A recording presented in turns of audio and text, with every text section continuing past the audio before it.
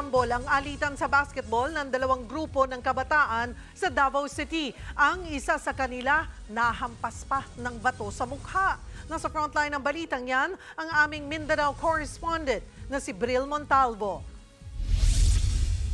Nagulat ang mga tauhan ng isang kainan sa Barangay Crossing, Bayabas sa Davao City nang biglang pumasok ang isang binatilyong walang damit pang itaas.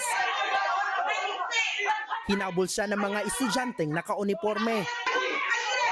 Agad silang sinita ng babaeng nakaputi.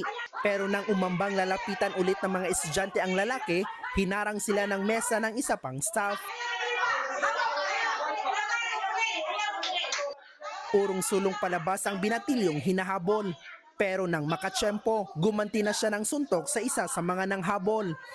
Sa isa pang video sa labas naman ng parehong kainan, rumesbak ang isang kasamahan ng binatilyo sa kahinampas sa mukha ang isang estudyante gamit ang malaking bato. Agad namang nagpulasan ang mga sangkot. Pauwi na sana ang dalawang minor de edad galing nagbasketball nang inabangan sila dito ng hindi bababa sa 5 estudyante naka-uniforme at dito na nangyari ang kanilang rambulan. Ayon sa mga otoridad, halos mga minor de edad ang sangkot sa rambulan. Lumabas naman na ang punot dulo ng gulo ay alitan sa basketball. Nakausap ng News 5 ang binatilyong nanghampas. Kwento niya, inabangan sila ng mga estudyante. Bigla kami sinuntok.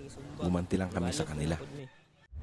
Sinubukan din namin kausapin ang estudyanteng hinampas ng bato pero tumanggi na siyang magbigay ng pahayag. Ipatatawag na ng barangay ang sangkot sa nasabing rumble, kabilang ang kanilang mga magulang.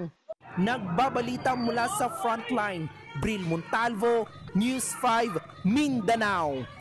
Mga kapatid, Cheryl Cosim po, huwag maging huli at maging una sa lahat sa balitaan.